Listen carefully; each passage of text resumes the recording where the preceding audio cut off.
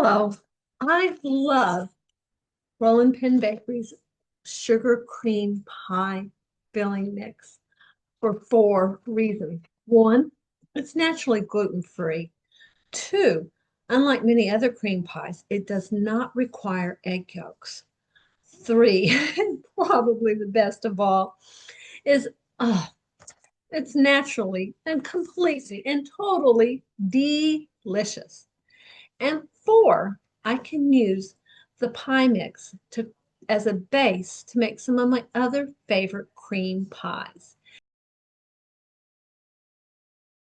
I choose to make these with a no-bake crust.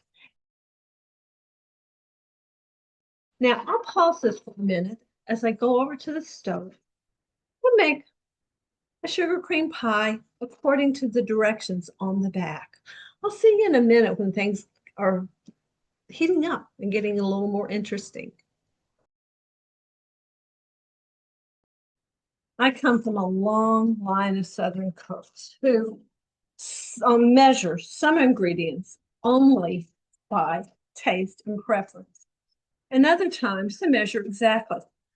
This is one of those things that needs to be measured by taste. I really love coconut, so I'll probably put about 3 cups of coconut in here.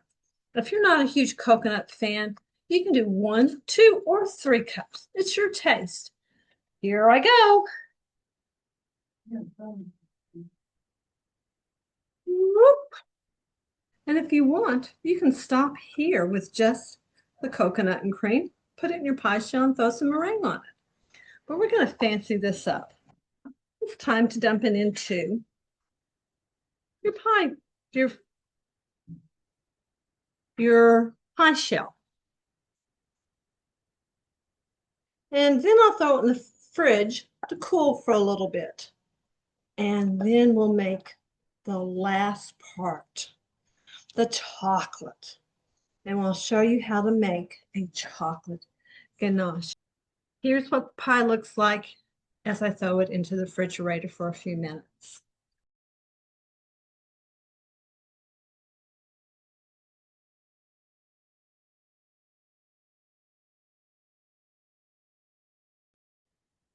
And the ganache is complete and it's cooled a little bit.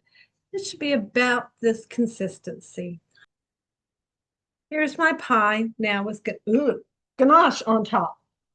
That's running everywhere.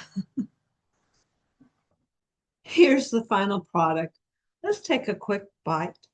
And now for a quick bite. Delicious as always. Hope you enjoy trying this coconut almond chocolate pie. Thanks for watching.